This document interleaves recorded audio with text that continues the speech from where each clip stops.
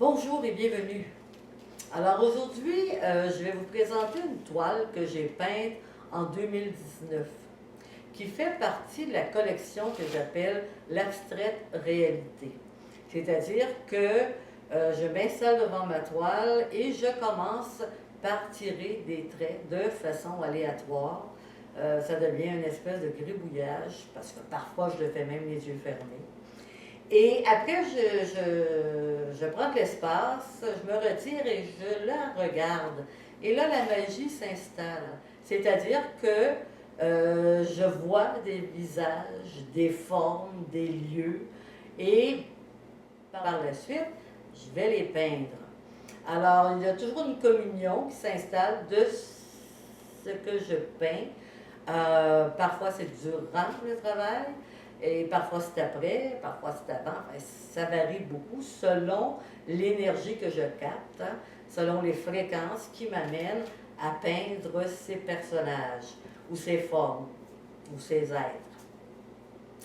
Donc, lorsque j'ai terminé cette toile, on m'a dit, ça c'est clair, cette toile, les personnages de ta toile, nous sommes tous les personnages d'une fable. Alors, à cette époque-là, j'ai commencé, j'écris, c'est presque une dictée, hein, j'écoute et j'écris. Et c'est celle que je vais vous présenter aujourd'hui avec le texte que j'ai peaufiné et terminé depuis 2 semaines. C'est un voyage, hein, c'est des personnages extraordinaires. Qui sont dans différentes sphères, dans différentes énergies, fréquences, et ça donne la note vraiment du pourquoi qu'on fait partie du tout, et du néant d'où est né toutes les infinies possibilités. Alors c'est quand même un beau sujet, je ne dirais pas complet, mais qui amène à réflexion au niveau de qui nous sommes vraiment, c'est-à-dire des êtres divins. Alors, il y a un 2e tome là, que je suis en train de finaliser. Alors, écoutez, je vous souhaite un bon visionnement, une bonne écoute, une bonne lecture et au plaisir de se revoir. Merci. Au revoir. Oh, si possible, j'apprécierais beaucoup que si vous appréciez cette vidéo, de faire un like et même un partage, ça serait gentil. Merci. Au revoir.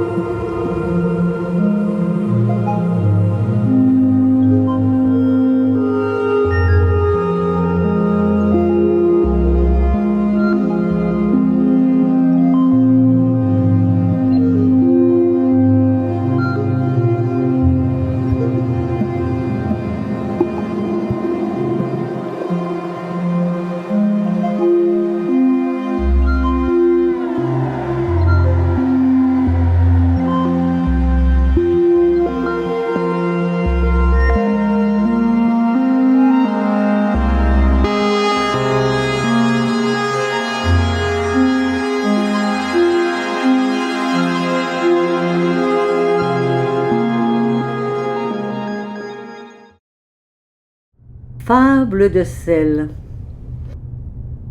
Il était une fois, au bord d'un rocher suspendu dans les étoiles, un être nommé Celle, un lapin aux longues jambes, au regard ancien, dont les silences pesaient plus que 1000 discours.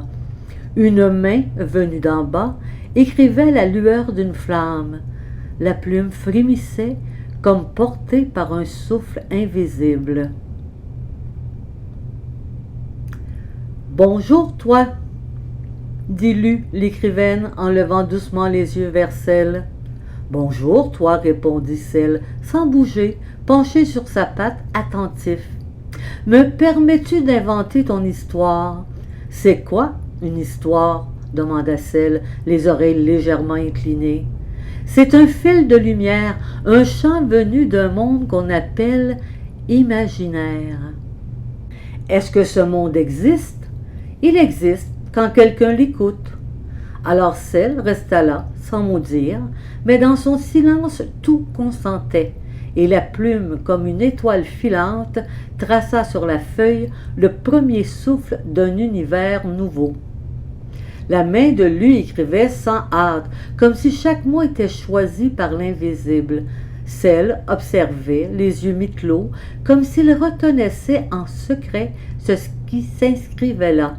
« Est-ce que je suis vrai ?» demanda-t-il. « Tu l'es pour moi, » répondit Lu. « Et parfois, cela suffit. » Le rocher sur lequel il était assis semblait flotter doucement, porté par le souffle des constellations. Autour d'eux, l'univers retenait son souffle, curieux de cette rencontre entre deux mondes. « Et si je veux changer d'histoire? »« Alors j'écoute, » dit Lu, « car l'histoire ne se dicte pas.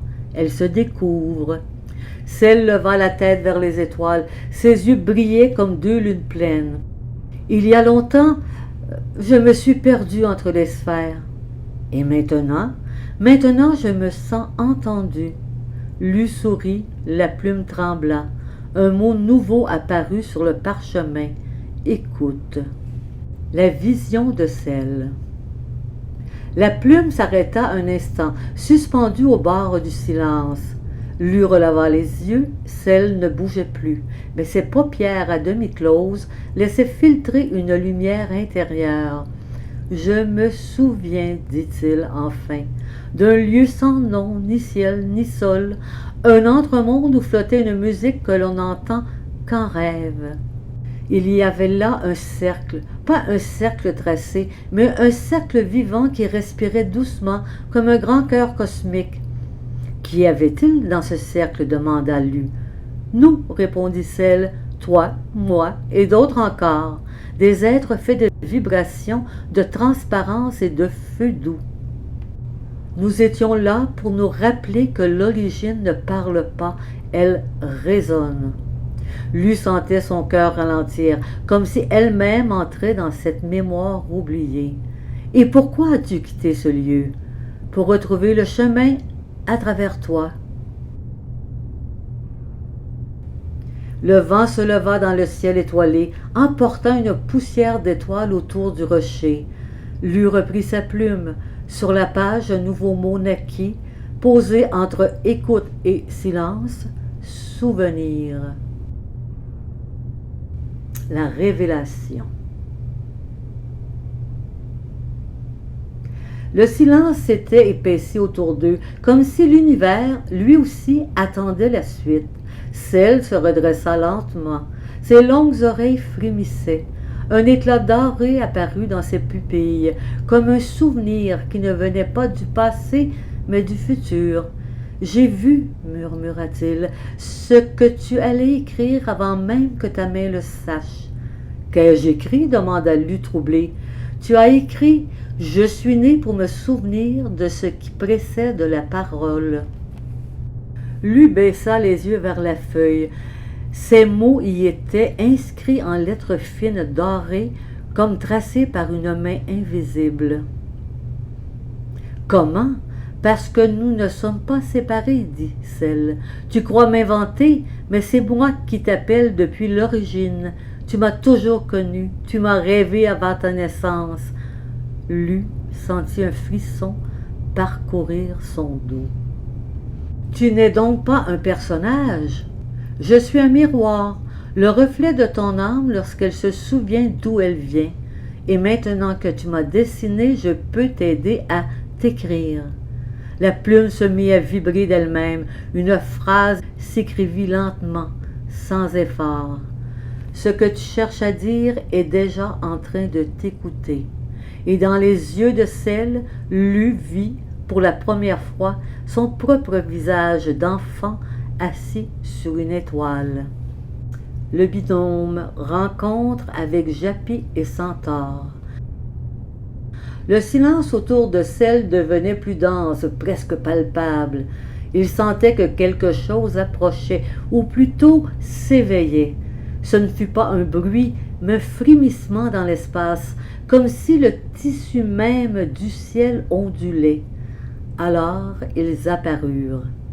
Deux visages, une seule forme, un être double ondulant comme une pensée liquide.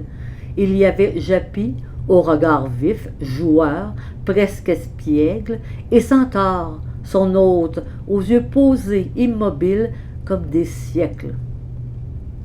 Il ne parlait pas, mais celle les comprit aussitôt, car il ressentait à travers lui et lui à travers eux.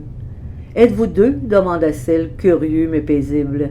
« Nous sommes un, » répondit Centaure sans ouvrir la bouche. « Et aussi deux, » ajouta Japy, avec un sourire invisible.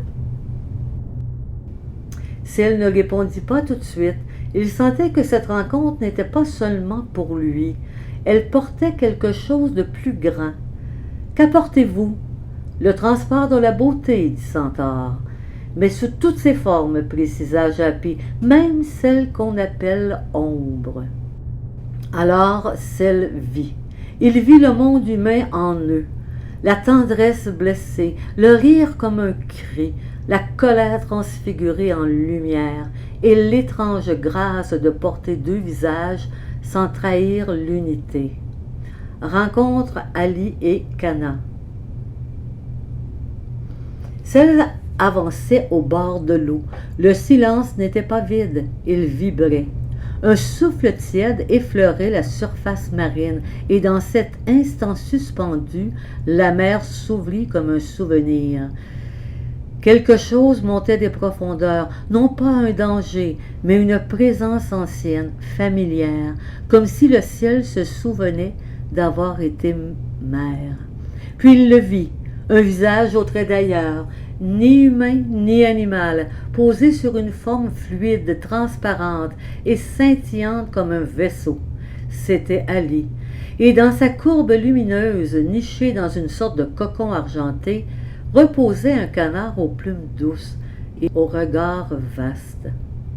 Si elle ne dit rien, il s'arrêta, et le vent s'inclina autour de lui. Alors, Cana leva la tête, et son regard pénétra celui de celle, sans force, sans peur, avec la confiance sacrée de ceux qui viennent de loin pour y retrouver ce qu'ils savaient déjà. Ali ne parlait pas, il transmettait des images, des fréquences, des pulsations. Celle comprit qu'ils ne venaient pas du même monde, mais d'un même accord, une ancienne harmonie brisée par l'oubli. Ils étaient réunis ici, car le fil qui les unissait avait vibré à nouveau. Cana, sans un mot, descendit de la coque vivante d'Ali. Il marcha doucement vers celle. Leurs souffles s'unirent dans l'air du matin. Et au-dessus d'eux, une lumière dorée traça un cercle, non pour les enfermer, mais pour les reconnaître. Trois êtres, trois mondes, mais une seule vibration, celle du retour.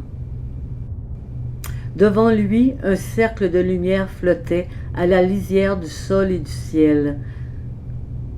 Ni porte, ni portail, mais une membrane vivante, c'est là que les battements de tous les mondes s'harmonisaient. Centaure s'inclina. Cana cligna doucement des paupières. Ali se dissout dans l'air salin. La mer vibrait comme une harpe. Tout devenait écoute. Un frisson parcourut le champ stellaire. Le genre humain entrait. Pas un homme, ni une femme, mais l'archétype du vivant conscient, porteur de questions, de blessures anciennes et d'un feu secret. Il s'appelait l'être en marche. Il était fait de cellules, d'idées, de poussière et d'espoir, et dans ses pas poussaient les herbes les plus simples. Chaque fois qu'il s'arrêtait, une fleur naissait. Le monde végétal l'accompagnait, humble et sacré. Ses alliés étaient le silence des arbres, le souffle des graines en dormance, la mémoire verte de la terre. Autour de lui, le monde animal avançait aussi, pas comme suiveurs, mais comme guides d'un autre langage. Ils étaient les gardiens du sensible, les passeurs d'instincts oubliés. Celle les vit tous, et en son cœur, il sut. Chaque monde possède sa fréquence, chaque être vibre dans une gamme précise, mais tous peuvent s'accorder dans l'instant. C'est ainsi que les voyages commencèrent, pas en fuyant ce monde, ni en fermant les yeux, mais en ouvrant la perception au présent. Il y avait deux types de passages, les dimensions internes, vibratoires. Elles parlaient le langage du cœur, du rêve, de la mémoire. Elles modifiaient l'intensité de ce qui est, sans changer le lieu. On y accédait par un frisson, une larme, un geste pur. Les mondes parallèles, vastes, organisés autrement, ils abritaient d'autres versions d'un même être. Y voyager, c'était se découvrir dans d'autres choix. On y entrait par l'écoute totale, sans volonté. Mais tous les voyages avaient un seul point de départ, ici, le moment présent, immobile en apparence, mais contenant tous les chemins. Et Celle, Japi, Centaure, Ali, Cana, ainsi que l'être en marche, traversaient ensemble les interstices du réel, dans le tissage de ce qui n'a pas encore de nom, mais qu'ils appelaient doucement l'origine vivante. L'observateur. Et puis, sans qu'il ne s'y attende, un frisson dans l'air fit vibrer le silence. Quelqu'un regardait, non pas avec des yeux ordinaires, mais depuis les plis du monde. Lui, on ne savait jamais quand il arrivait, car il était toujours là. On l'appelait simplement l'observateur. Il ne parlait pas, il enregistrait. Il ne jugeait pas, il contenait. Son œil unique traversait les apparences, et certains disaient que c'était par lui que les portails s'ouvraient lorsque le moment était juste. À cet instant précis, au centre du groupe rassemblé, une bulle de lumière s'éleva. Dedans, recroquevillé, flottait un être à la peau diaphane, un embryon, mais pas au début de la vie, plutôt à l'orée d'un nouveau cycle. Il n'était pas né d'un ventre, mais d'une intention cosmique, porté par la vibration de tous ceux qui rêvent encore. Dans son cœur, il portait les fragments d'un langage oublié. Centaure, Japi, Cana, Celle, Ali, l'être en marche s'approchèrent lentement. Aucun ne parla, car tous reconnurent quelque chose venait de s'aligner, et l'observateur dans l'ombre ouvrit enfin sa paume. Un miroir y reposait, immobile et vibrant. L'embryon. La bulle palpitait d'un souffle lumineux, puis une vibration se fit entendre, comme un murmure venu de l'intérieur des cellules. Ce n'était pas une voix, c'était une onde, et pourtant tous l'entendirent. L'embryon parla sans bouche, directement au cœur de chacun. L'embryon parla sans bouche, directement au cœur de chacun. À vous qui êtes debout, visibles ou dissimulés, à vous les êtres incarnés dans la chair, le vent ou la mémoire, à vous qui respirez l'invisible ou qui doutez encore, je vous salue. Vous êtes l'écho de ce qui veut vivre, vous êtes les graines du jamais vu. Même le silence que vous portez est une promesse, même vos peurs sont des portes entr'ouvertes. Je suis né du désir de continuer, mais aussi du besoin de recommencer, car tout ce qui vibre, même à peine, fait déjà partie du grand tissu vivant. Je vous salue, vous qui êtes là, et vous qui n'avez pas encore de forme. Ensemble, nous allons rêver plus loin que la mémoire. Un silence doré suivit le message. Centaure frissonna. Cana laissa échapper un petit son cristallin. L'œil de l'observateur se referma à moitié, comme s'il enregistrait l'instant. Celle, quant à lui, ferma les paupières, et dans l'obscur de ses songes, il vit une nouvelle route. Traversée de la mémoire collective. Le miroir dans la paume de l'observateur se mit à vibrer, non pas en lumière, mais en fréquence, un son très bas, presque terrestre, et pourtant chargé d'étoiles anciennes. L'embryon tendit un doigt vers ce miroir, la bulle éclata doucement comme une goutte qui retourne à l'océan. Alors, tout s'ouvrit. Pas dans l'espace, pas dans le temps, mais dans la texture même du réel. Celle sentit son corps s'effacer, non comme une disparition, mais comme une expansion de l'intime. Ils furent tous plongés dans une mer, faite de souvenirs collectés par la vie elle-même. Ce n'étaient pas des images, c'étaient des émotions brutes, des battements de cœur oubliés, des tendresses sans nom, des larmes versées pour d'autres. Ils sentirent le premier regard d'un enfant vers sa mère, la dernière caresse d'un ancien à son arbre, la peur d'un cerf au seuil de la mort, et la joie pure d'une plante vers le soleil après une longue nuit. Tout était là, tout ce qui avait vibré un jour.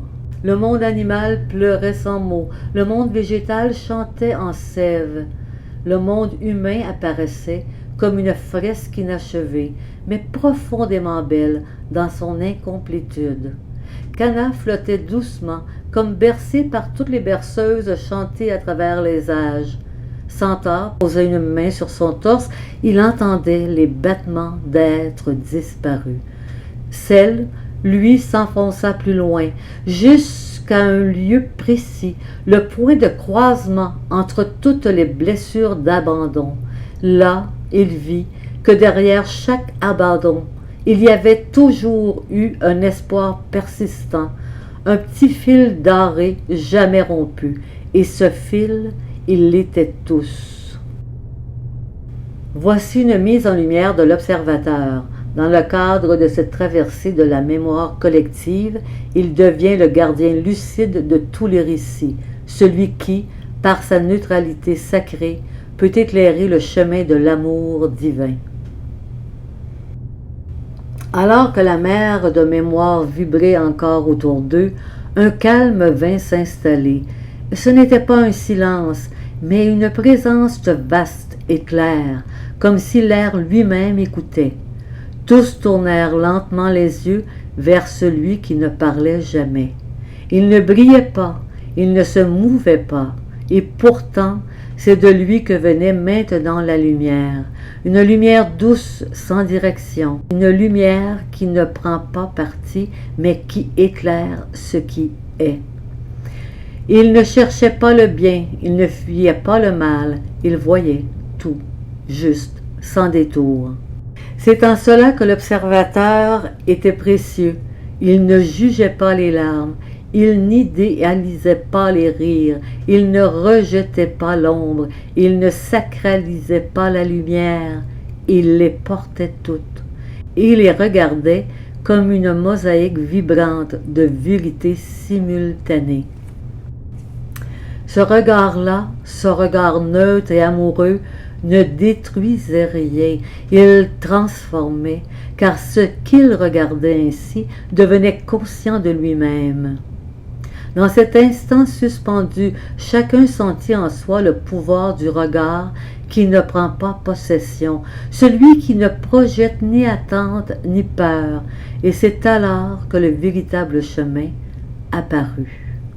Non pas comme un tracé, mais comme une vibration intérieure, guidée par l'intelligence du cœur, une fréquence simple, nourrie par l'acceptation de tout ce qui a été et de tout ce qui est encore à aimer.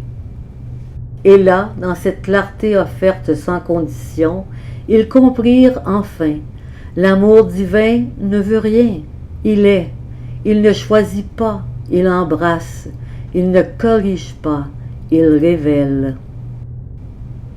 Le berceau du néant.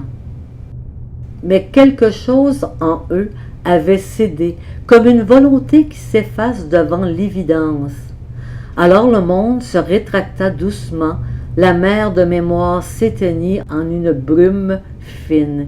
Il n'y avait plus de sol, plus de ciel, plus de forme, plus rien. Et pourtant, tout était là, un non-lieu, un antre sans contour où même la pensée devenait écho, une noirceur parfaite, ni menaçante, ni froide, mais pleine, dense comme un ventre maternel. C'est là que tout avait commencé, là que tout retournerait, là que le divin respirerait sans nom, sans forme, sans demande. Celle sentit son corps se dissoudre dans l'obscur. Il n'avait plus besoin d'exister, car ici, exister n'était pas nécessaire. Centaure, lui, s'agenouilla, pas en geste de prière, mais parce que ses jambes avaient reconnu l'origine. Cana, paisible, se laissa flotter, comme un œuf dans un océan sans fin. Même l'embryon cessa d'émettre. Il écoutait. Et l'observateur, pour la première fois, ferma son œil. Non pour s'éteindre, mais pour rejoindre, car ici, la vision venait de l'intérieur, une lumière noire, matrice de toutes les couleurs. Alors, dans ce non-lieu, quelque chose parla, pas avec des mots, avec un battement profond, lent, cosmique. Et ce battement disait: « Je suis le vide qui te contient, je suis l'ombre d'où naît la lumière, je suis la nuit aimante où les formes se reposent avant d'être. Tu n'as rien à faire ici, juste être témoin du silence. » Et tous comprirent que le néant n'était pas un abîme, mais un berceau sacré, et que c'est dans cette absence fertile que l'amour divin tissait ses premiers gestes. La Genèse consciente, révélation. Ils étaient là, suspendus dans le non-lieu, dans ce ventre noir où rien n'existait encore, mais où tout attendait. Et puis le battement se transforma, il devint forme, sans image, voix sans son, vérité sans mots. Et chacun d'eux, Celle, Cana, Centaure, Japi, Ali, l'embryon, l'observateur et même l'être en marche, sentit un frisson très ancien remonter du fond de leur être. Ils s'étaient déjà vus, avant le temps, dans une vibration oubliée. Ils étaient les fragments d'un accord, non pas un contrat, mais un accord vibratoire tissé avant les mondes dans une octave très haute, là où l'amour divin cherche à s'incarner sans jamais s'imposer. Ils furent réunis parce qu'un déséquilibre s'est formé dans le tissu du vivant, un glissement subtil, presque imperceptible, mais capable d'éloigner la source de ses propres reflets. Et seul un groupe, composé d'êtres de différentes formes, règne et origine, pourrait réaccorder la mélodie première. Un lapin mystique, un chien double, un centaure porteur, un alien nacelle, un canard témoin, un embryon de mémoire, un humain en marche, un œil silencieux, tous porteurs d'un fragment, tous porteurs d'un ton, ensemble, ils formeraient le cœur originel. Mais le mystère restait entier. Quel est le désaccord? Et où faut-il chanter? Et surtout, qui écoute? Celle ouvrit enfin les yeux. Dans l'obscurité pleine, il vit une pulsation. Quelque chose les attendait, non pas comme une mission, mais comme une reconnaissance. Le voyage sacré. La pulsation devant eux devint une courbe vivante, une onde soyeuse d'un autre monde, ou peut-être de ce monde-ci, mais vue pour la première fois avec des yeux bénis. Ils n'avaient rien décidé, ils n'avaient rien conquis, mais ils étaient prêts. Car maintenant, ils se souvenaient, pas de leur passé, mais de leur nature sacrée, dans cette beauté immaculée que porte la vie, même dans la plus simple vibration. Un frisson parcourut l'espace non-espace. Et le voyage commença sans direction, sans durée, mais avec une présence absolue, car ce n'était plus eux qui marchaient, c'était la vie elle-même qui s'offrait à travers eux. Un clin d'œil du non-espace, un battement du sacré qui naît dans une forme ou sans. Peu importe le personnage, peu importe la forme, chacun était béni. Non pour ce qu'il allait faire, mais pour ce qu'il était déjà. Un reflet de l'amour divin, la seule réalité permanente dans le souffle mouvant de tout ce qui est. L'embryon pleura sans larmes. Cana fredonna un son jamais entendu. L'observateur rouvrit lentement son œil et y brillait l'émerveillement. Ali devint presque translucide. Celle flottait les oreilles tendues comme pour attraper la musique du monde. Et dans cette orchestration subtile, le chemin se tressait à mesure qu'ils étaient vrais. Ils n'avaient plus besoin de chercher. Ils étaient la réponse. Dialogue de l'unité. Tu es encore là? J'ai toujours été là, même quand tu regardais ailleurs. Ici, c'était un rêve. Alors nous sommes deux à rêver la même lumière. Tu partiras? Il n'y a nulle part où je pourrais être sans toi. Je t'ai cherché dans tant de formes et je t'ai attendu dans tous les silences. Est-ce qu'on se reverra? Il n'y a pas de revoir, il n'y a que reconnaissance. Tu brilles, c'est ton reflet que tu vois. Ce fil, tu le sens? Oui, il vibre entre nous comme un chant ancien. Il ne casse jamais, parce qu'il est tissé d'amour divin.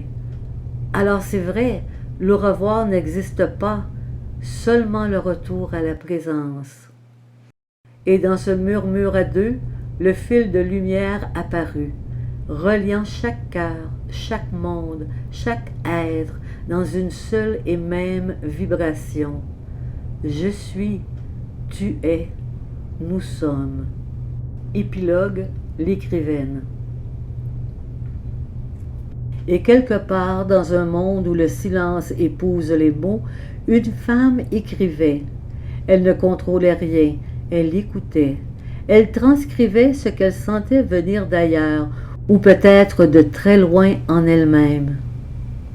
Chaque personnage était une cellule de son cœur, chaque vibration un souffle qu'elle avait déjà connu dans ses rêves.